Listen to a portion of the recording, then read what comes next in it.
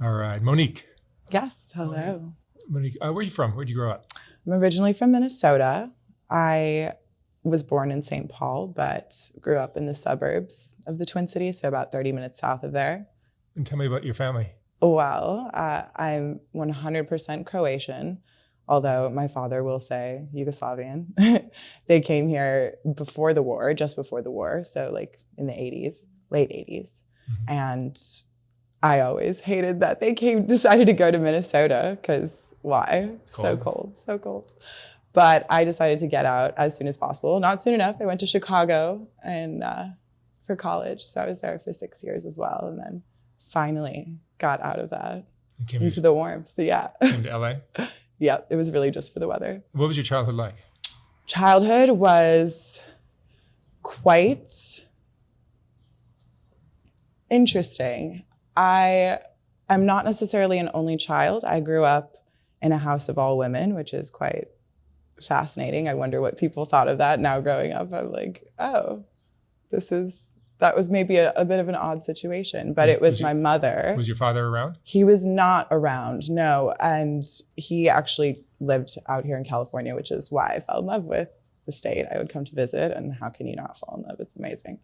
But yeah, I grew up with my mother and my half sister, who's 19 years older than me and who has Down syndrome, and her mother. So it was the ex-wife, and my mother and father were never actually married. So kind of like the next woman that they all went to America together. And then I was born. So yeah, it was a very interesting childhood. Lots of female energy, except for our pets, funny enough, which probably had some influence. They were all boys. And you eventually, how old are you? I'm 26. I'll be 27 in August. Yeah. So you're young. You quite young, I guess, relatively. You got into this interesting, what is it, a line of work? Is it an attitude? Is it a... Well, it's a lifestyle and a line of work. I mean, it can be both. And for me, it is both. It can be one or the other, of course, as well for people. But I do just find myself to be happiest when it is both. So, yeah. And how would you describe it? Well, I do describe myself as a professional dominatrix and kink educator, which I do find a lot of my work ends up being more kink education than even straight definitely not what most people would imagine a dominatrix as. But at the same time, there are some of the cliches as well, which is fun, of course, and part of the reason I got into it too.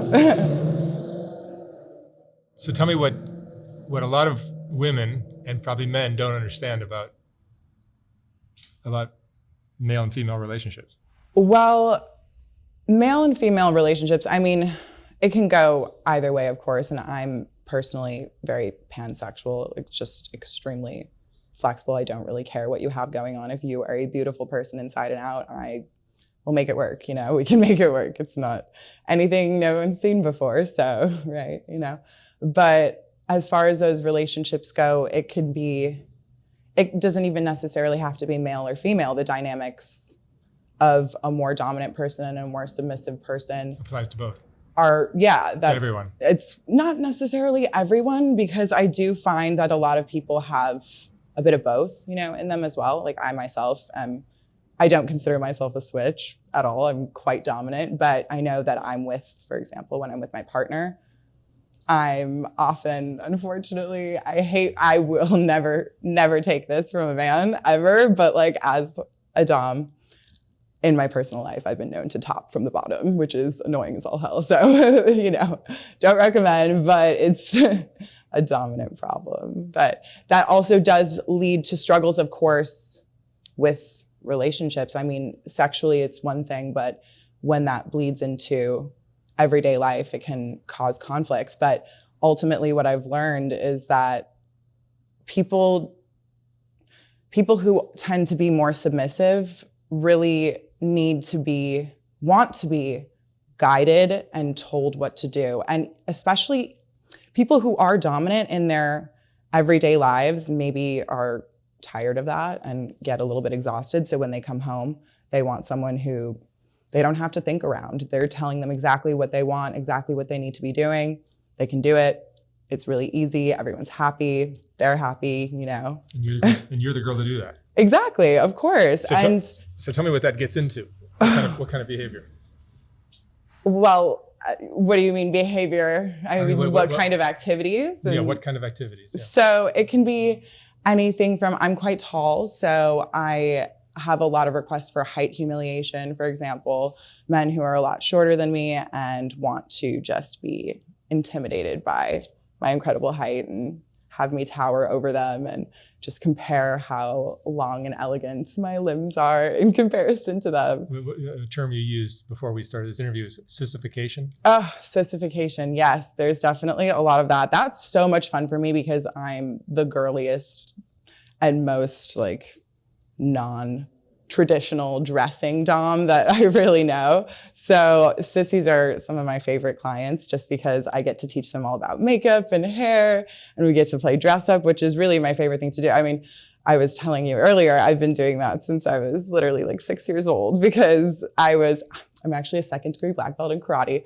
And so in my karate class, there were these twins. I mean, it took a long time. We were friends for a while, but this started very early on, and we were friends because our parents were friends, but we'd go down into the basement, take out the dress-up box. I'd dress them head to toe in my sparkly outfits. We'd get the whole like nail polish and makeup on. It was so much fun, and they loved it. They were boys. Yeah, I really wonder what happened to them or how they turned out. I'm sure they're doing well, but it was wonderful. And that's basically what I do now. So both in your personal relationships as well as your professional? Not as much in my personal relationships. I find that the people I attract personally, or at least that I'm drawn to personally, aren't quite as submissive in the more traditional sense. They're more emotionally submissive and more like service-oriented submission, which I also really love. Which becomes what, like a financial? Yes, a financial thing, but also it's not necessarily like, oh, I need this every week or anything like that. It's like, I want a pretty top today. It would make me really happy to go shopping. Okay, baby, here, go take that. Like, you know, here's $500, go have fun. They enjoy doing that for you. Yes, because it makes me so happy. And then I come home all excited, just smiling ear to ear, ready to be like unwrapped like a present, you know? So it's a win-win for everyone involved. He gets what he wants, which is me being super happy and just incredibly loving and very easy to not deal with. I'm not difficult to deal with. But when I don't get what I want and I don't feel adored or loved, I'm naturally going to be a bit bitchy, which I think is fair. I think that's fair. And how bitchy will you get? Well, it really depends on some of your clients probably enjoy that. They very much enjoy that. Of course, the verbal aspect is really the biggest turn on, of course. It's all the senses, you know, it's my touch, it's my voice. And really, of course, I'm not touching them much at all, but it's just the drag of my finger across their back and they're, you know, shaking and can't wait for more. But then that coupled with an extreme phrase, like calling them a dirty little slut or, you know, things like that, and telling them to open up like a little fucking whore and take it, you know, they are going to get a little bit, they're going to get, I mean, a little bit, no, they lose their shit. They lose their minds. They like go to another world, and it's so fun to see them just react like that. The reaction's probably one of my favorite things. Yeah. And these are married men sometimes? Occasionally, yes. There are married men, which, of course, I'm sure people feel all sorts of types of ways about. But for me, I find it very interesting to get to know like what led them here, you know, instead of talking to their partner. But what do you think led some of these men into this? Truly just feeling discomfort in talking about what they're into with their partner, or fear of rejection, or, you know, anything like that. And these are probably successful. Absolutely. Maybe you know, they're powerful people. Absolutely. Like really, I mean, I have NDAs for reasons, you know, on deck always because of the people, especially here in LA, you know.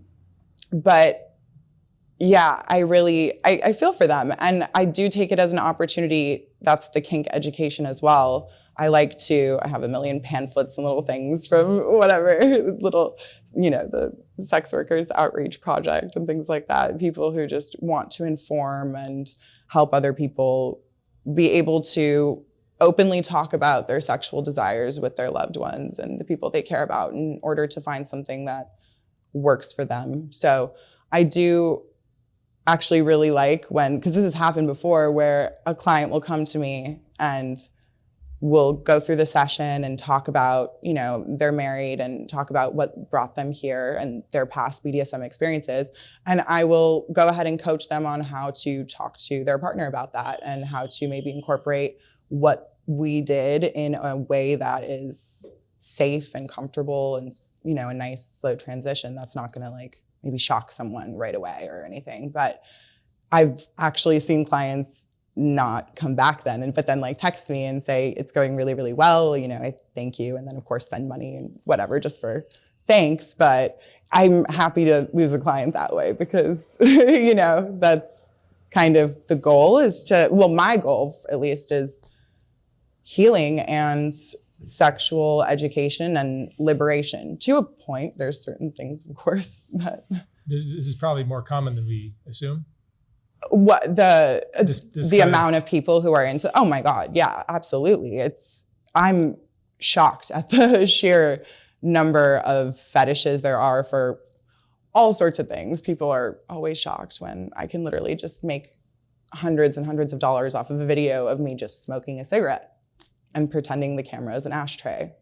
Well, a person who I'm making my ashtray. Human ashtray is a fetish, of course, So they're gonna eat my ash and potentially even the cigarette butt. It's wild. But of course we discuss boundaries before the scene, and I'm not pushing anyone to just put a cigarette out on them or some crazy and this shit. is a sexual thing for most of your clients or no? Oh yes, it is. It's definitely, which is why I consider it sex work. It's definitely a sexual thing. They're obviously getting off on what I'm providing them just because I'm not having intercourse with them. I do pegging, so I do have a silicone cock that does fuck them, not my person, but at the same time, I'm sure, they consider it a very intimate experience. So what do you think went on in their lives that they enjoy being humiliated or dominated by a female?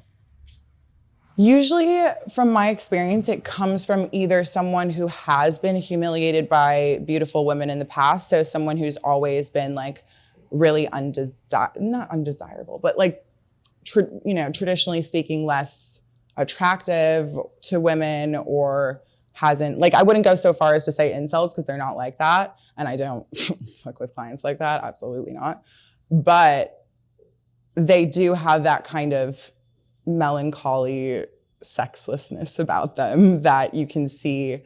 It's something that they've decided to embrace almost. And they're like, well, if this is all I can get, I'm going to do it right. I'm going to get the hottest dom that I can get. And I'm going to pay her money to get that experience that I really won't get anywhere else. So that's one side of it. But then another side of it is, again, people who have had so much power and so many, people who are really rich or powerful, have a lot of money, have had women come and go, throw themselves at them, but still not be able to, there's always an expectation there still, you know what I'm saying? So, and still not just an expectation of finances or, status quo in the relationship, but also that masculinity. If they want to be sissified or something, they're going to find it potentially hard to go to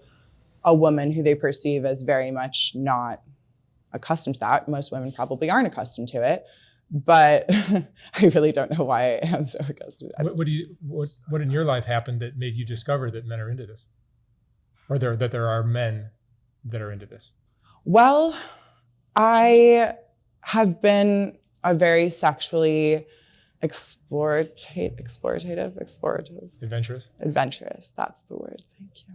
Very sexually adventurous from an early age. Yes, and. Obviously, that's something, there's a reason sex can become an addiction. And I also am careful not to deal with clients who are clearly addicted to this and using it as an escape or an unhealthy kind of thing. But you asked how I realized. What happened in your life that led you down this path, that made you aware that this was something that some men are into? Yes. So, like I said, Did you have a partner that?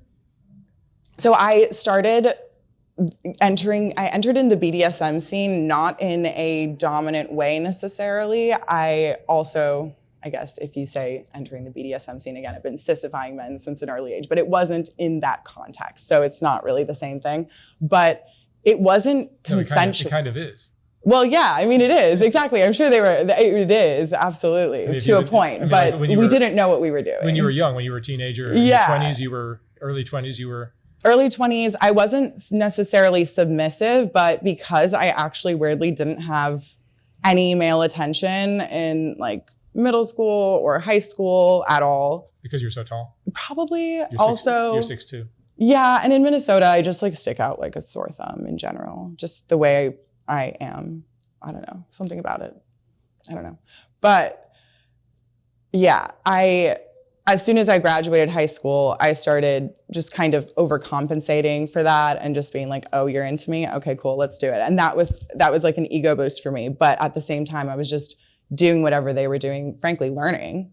And some of them would just start like slapping the shit out of me without asking, without talking to me about it. I realized I liked it, but I was like, still, what about my face says, please just start beating the shit out of me while we're fucking. I don't know. Not sure what about that is a thing, but I realized I liked it. And I'm like, okay, let's see what this is about. Okay, BDSM, it should be consensual. Now I learn a lot more. And then I started just exploring it more. So it wasn't until I got to LA though, it's been 3 years now that I've been doing this professionally, but it wasn't until I got here that I actually was like, wait, this is a career that I could do as well. Because I really did think it was all the leather, latex all the time. You have to be in all black. I look great in black, but I look great in so many other colors. Come on. I want to wear way more than that. And my personal style, I think there's something that...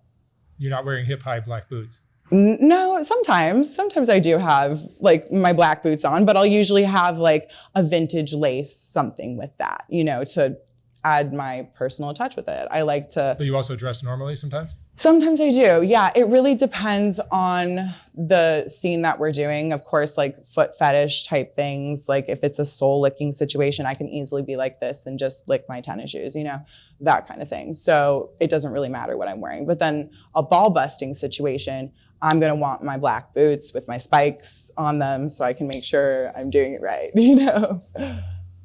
Yeah. So you liked being hit, you discovered. Yes. Okay. So I discovered that I like pain and I'm like, oh, but during sex and specific pain, and also, yeah. So I'm a bit of a masochist to that extent, but then I also experienced a bit of physical abuse growing up. So I'm sure that's where that comes from. It's like, I hit you because I love you, that kind of a thing. So I'm sure there's a connection there. But also, kind of like a training thing. Like that's the reason I was hit, like to be trained, I guess, to do what I was told to do, which repression's a good word to describe my childhood. Very repressed. Yeah. Which I think is another reason that I did go so far this way, because if I were allowed to explore and was educated, I went to Catholic school my entire life. And my family is very religious and very conservative. So this is quite the uncomfortable situation for them. But I just realized that it's human and it's healthy and it's beautiful. And when it's done in a safe and consensual relationship, no one's getting hurt. No, it's really, really, really helpful actually for a lot of people because of where it does come from. That's what I was going to say. The other side of the coin is that these rich and powerful men are kind of sick of being of having to be the dominant one at home as well, or being spoilt for choice with women too. It's kind of nice to have a bit of a challenge, to have someone. It's gotta be refreshing. Yeah, it's very refreshing. It's nice to have someone tell you exactly what they want you to do and make you their little bitch and just relax and enjoy. Realigns them mentally, and then they can go back to kicking ass next week. Absolutely. It's a nice release. Exactly. A nice refreshing break. So when you realized that you enjoy being hit, did you also kind of eventually discover that absolutely that men probably enjoy that too? For sure. And it got really, I realized how much I love doing that to men, especially because I have an incredibly high pain tolerance, like incredibly high. So I can take it. But then when I go back and dish it, like consensually also, they're fucking bitches about it. And it's hilarious to me. So I love to test men's pain tolerance, not like in a scary way, but like, I'm like, okay, rate that for me. Scale of 1 to 10. What's comfy for you? Okay, we like to keep it at a 6. That's so funny. You think that's a 6, you sissy little fucker. Oh my God. What's the most extreme? In general? Just like with your clients or with your partners, whatever. So the most extreme thing I've seen with my partners is way more messed up than what I've seen with my clients, believe it or not. So I always tell people that. The human toilet situations, that request always fucks me mentally a little bit. I'm willing to do it, but you have to prep, obviously, to make sure that you're safe and that the situation is as safe as it can be. But like, how safe can that really be? I mean, yeah.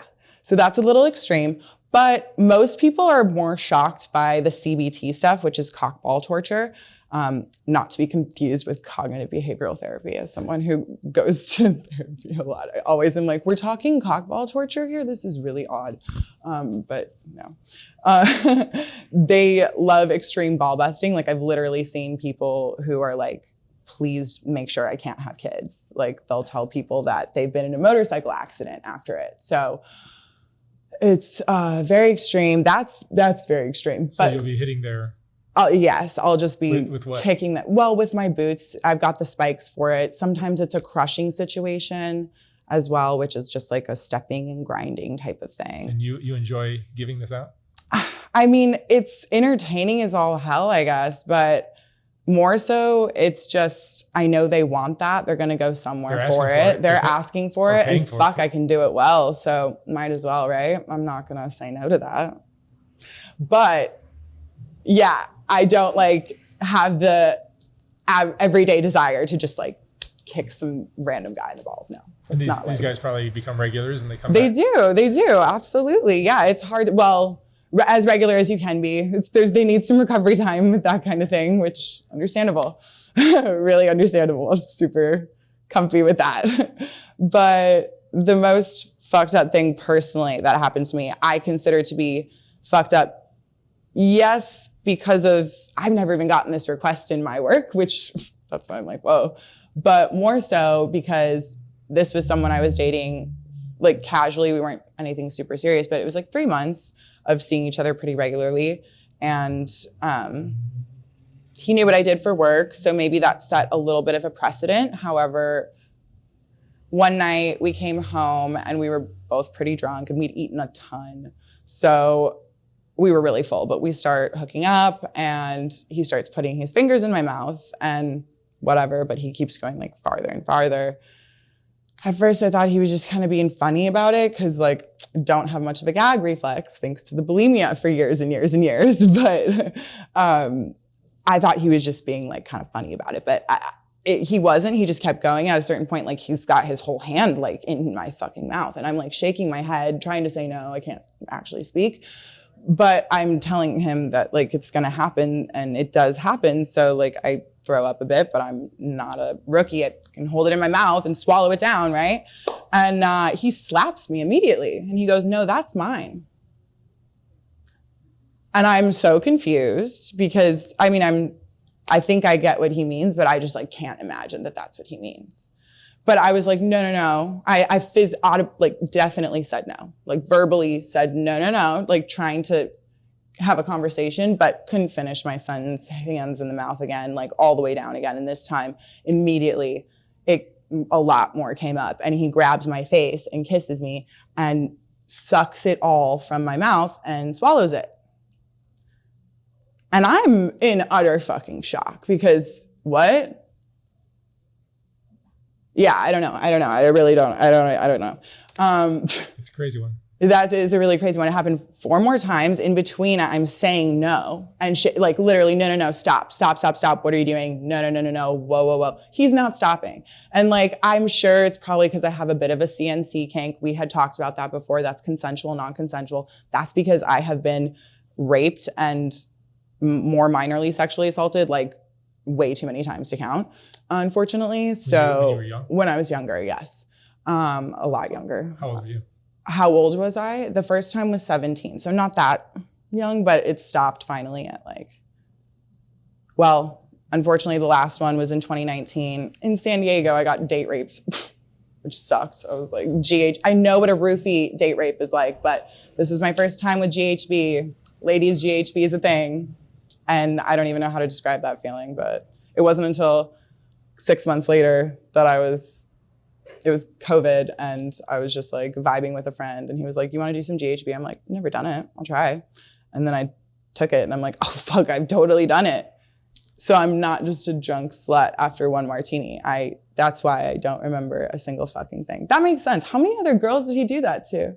How many other women just never fucking knew that they were fully drugged? Because I've never experienced that feeling before. You could barely taste it. It was just, and I've never felt, I don't even know how to describe it. You passed out. Oh yeah, fully. No, but like in the middle of like I'm 6'2". I used to be a bartender. Like I have a very high tolerance for liquor and most drugs too, but you're not supposed to mix those two together. And also GHB never will touch. But didn't even finish my martini. Never left the table in my mind. I was still at the table, woke up in some dude's bed, so I was still at the table, but fuck. So that sucked. But otherwise they stopped around 22. So 23. That wasn't too bad. No, 22. Yeah. So that's good. But, I had to learn pretty quickly that just because you say no nicely doesn't really mean shit. You have to be a bit of a scary, forceful bitch sometimes with these people. So now that shit doesn't happen again, and I really would love to see someone try because my BPD is just begging for a reason, But this has made you a little more assertive, a little more able to... Oh my God, of course. If those things, I'm not happy that they... No, but this whole discovery of yours, of course, has made you probably a little more able to take. Oh, definitely. My work. Oh my gosh, yeah. Doing that and really diving into it, it's changed everything. Like now, I could never date the same way that I used to. I'm a completely different person now. I always was incredibly dominant. My mother is a very dominant woman. She is the matriarch and the patriarch. She is everything, But now, I could never go back. Never go back. These always got my men on a fucking leash now. Basically, just as they should be, right? In the best, most loving ways. What would you say is the most important lesson you've learned in all of this? Not to judge people. I never really did before, but I just see how much pain I know how much pain it's caused me being judged, but I've gotten over it thanks to philosophy and a whole lot of weed every day and just not giving a fuck anymore. Actually just probably exposure therapy, just extreme exposure therapy. You have to really, really fuck with me to get to me now, but a lot of people haven't gone through that same thing or have and are just fucking tired. And you got to realize that everyone's human and everyone is dealing with the human experience. And we all are kind of basically a collective consciousness to a point, having very similar experiences, whether we know it or not. And I think just having more empathy and less judgment through all of that is the most important thing. Granted, I, again, already knew that, but it was just really solidified. And it makes me happy to be able to share that with people too. All right, Monique, thank you so much for sharing your story. Thank you. Thank you for having me. Super interesting. Yeah, I would love to talk more. Oh my God, forever and ever. Thank you. Yes, of course. Thank you.